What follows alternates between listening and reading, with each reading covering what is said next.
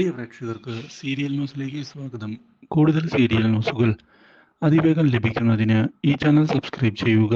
Bell icon മറക്കാതെ click ചെയ്യുക. Video ഇഷ്ടമായി എങ്കിൽ ലൈക്ക് ചെയ്യാൻ മറക്കരുത്. പുതിയ വഴിത്തിരിവുകൾ ഉണ്ടാക്കിക്കൊണ്ട് മാനസ മുന്നിലേക്ക് പോവുകയാണ്.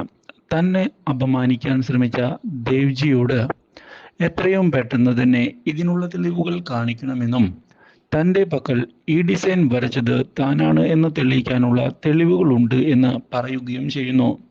ഒരു ആരോപണം ഉന്നയിക്കുമ്പോൾ അതിന് തെളിവ് വേണ്ടേ എന്നുള്ള കാര്യം ചോദിക്കുകയും ചെയ്തതിനെ തുടർന്ന് ആകെ ഞെട്ടിപ്പോയിരിക്കുകയാണ് എല്ലാവരും.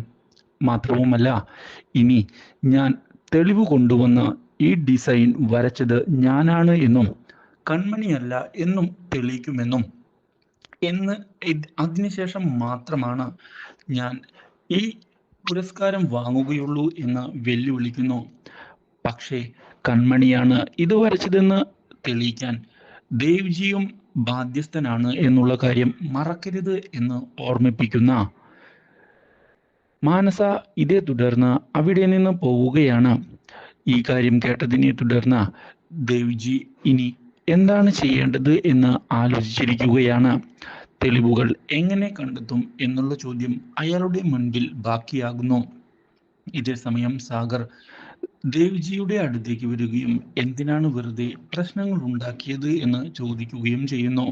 അവിടേക്ക് കടന്നു വരുന്ന കൃഷ് കൺമണിക്ക് വരയ്ക്കാൻ പോലും അറിയില്ല എന്നും ഇവൾ അതുകൊണ്ടാണ് ഇപ്പോൾ ഇവിടെ വെയിട്രസ് ആയി വന്ന് നിൽക്കുന്നത് എന്നുള്ള കാര്യവുമെങ്കിലും ഓർമ്മിച്ചുകൂടെ എന്ന് ചോദിച്ചിരിക്കുകയാണ്.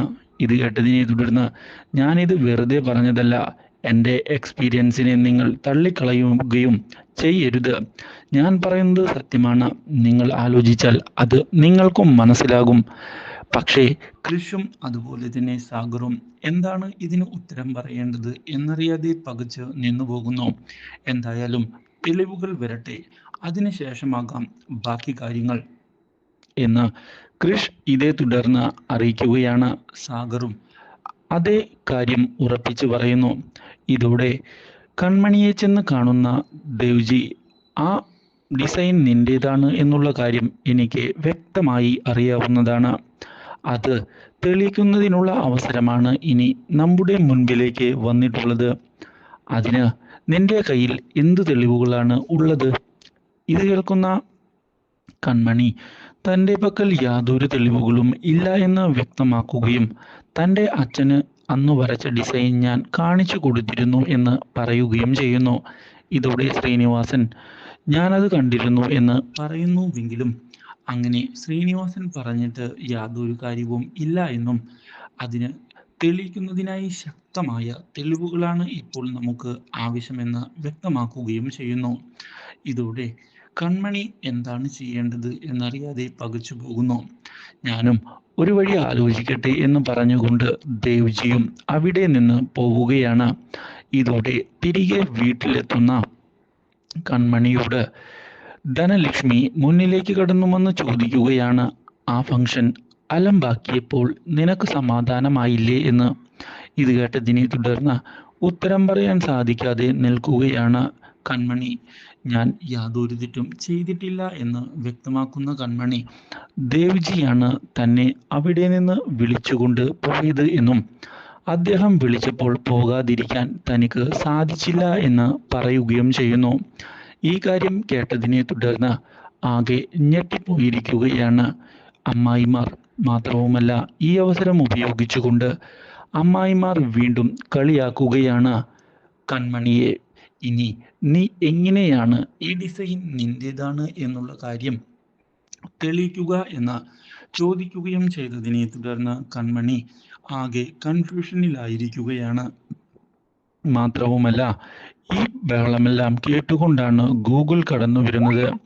ചേച്ചി ഏത് ഡിസൈനിൻ്റെ കാര്യമാണ് ചോദിക്കുന്നത് എന്ന് ഗൂഗിൾ അങ്ങോട്ട് ചോദിച്ചതിനെ തുടർന്ന് അന്ന് ഞാൻ സബ്മിറ്റ് ചെയ്യുന്നതിന് വേണ്ടി ഒരു ഡിസൈൻ വരയ്ക്കുന്ന കാര്യം പറഞ്ഞിരുന്നില്ലേ എന്നും ആ ഡിസൈനിനെ കുറിച്ചുള്ള പ്രശ്നമാണ് ഇപ്പോൾ നടക്കുന്നത് എന്നും അറിയിച്ചതിനെ തുടർന്ന് അത് ചേച്ചി വരയ്ക്കുന്ന സമയത്ത് താനൊരു വീഡിയോ മൊബൈലിൽ എടുത്തിരുന്നു എന്ന് വ്യക്തമാക്കുകയാണ് ഗൂഗിൾ. മാത്രവുമല്ല, ഈ കാര്യം കേട്ടതിനെ തുടർന്ന് ശ്രീനിവാസനും അതുപോലെ തന്നെ കൺമണിയും ആകെ ഞെട്ടിപ്പോയിരിക്കുകയാണ്. ഇതേ സമയം ഗോകുലാകട്ടെ മൊബൈലിൽ ഉള്ള തൻ്റെ വീഡിയോ കൊണ്ടുവരുന്നതിനായി മൊബൈൽ എടുക്കാൻ പോവുകയും തിരികെ എത്തിയതിന് ശേഷം താനൊന്ന് ഷൂട്ട് ചെയ്ത ആ വീഡിയോ കാണിച്ച് കൊടുക്കുകയും ചെയ്യുന്നു. ഈ വീഡിയോ കണ്ട് ആകെ ഞെട്ടിപ്പോയിരിക്കുകയാണ് അവിടെയുള്ള എല്ലാവരും.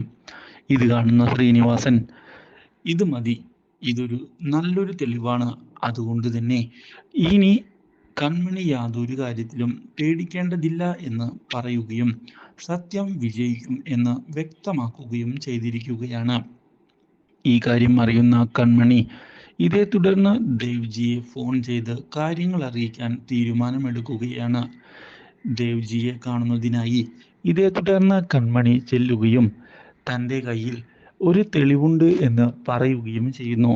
ഇതോടെ ദേവ്ജി ഇത് തൻ്റെ അഭിമാന പ്രശ്നമാണ് എന്ന് വ്യക്തമാക്കുകയും തെളിവുകൾ തനിക്ക് നൽകാൻ ആവശ്യപ്പെടുകയും ചെയ്തതിനെ തുടർന്ന് തന്നെ സഹായിച്ച ദേവ്ജിയുടെ കൂടെ നിൽക്കുന്നതിന് തയ്യാറായിക്കൊണ്ട് കൺമണി മുന്നിലേക്ക് വരികയാണ്. ഗോകുൽ അന്ന് ഷൂട്ട് ചെയ്ത വീഡിയോ ഇതേ തുടർന്ന് ദേവ്ജിയുടെ മൊബൈലിലേക്ക് അയച്ച് കൊടുക്കുകയും ചെയ്യുന്നു. ഇതോടെ ഈ തെളിവ് ഉപയോഗിച്ച് ഒരു കളി തനിക്ക് കളിക്കാനുണ്ട് എന്നും എല്ലാവരുടെയും മുൻപിൽ വെച്ച് ഷൈൻ ചെയ്ത അവളെ എല്ലാവരുടെയും മുൻപിൽ വെച്ച് തന്നെ വേണം നാണം കെടുത്താനെന്ന് ദേവ്ജി പറയുകയാണ്. ദേവ്ജിയുടെ മനസ്സിൽ ഈഗോ വന്നിരിക്കുകയാണ്. തനിക്ക് ഈ മത്സരത്തിൽ വിജയിക്കണം എന്നുള്ള ഈഗോ. ഇതേ സമയം മാനസയാകട്ടെ താനിനി എങ്ങനെയാണ് തെളിവുകൾ ശേഖരിക്കുക എന്നും ആ ഡിസൈൻ വരച്ചത് താനാണ് എന്ന് എങ്ങനെ തെളിയിക്കുമെന്ന് ആലോചിക്കുകയും ചെയ്യുന്നു.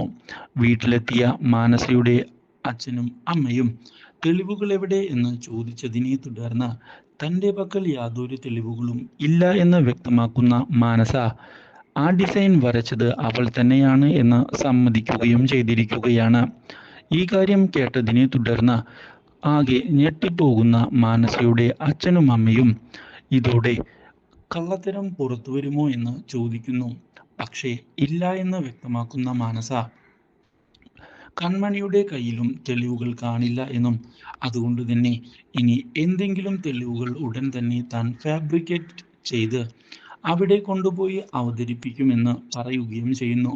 അതിന് തനിക്ക് കുറച്ചു പേരുടെ സഹായം വേണ്ടിവരും എന്ന് വ്യക്തമാക്കിക്കൊണ്ട് അവിടെ നിന്ന് പോവുകയാണ് മാനസ ചെയ്യുന്നത്.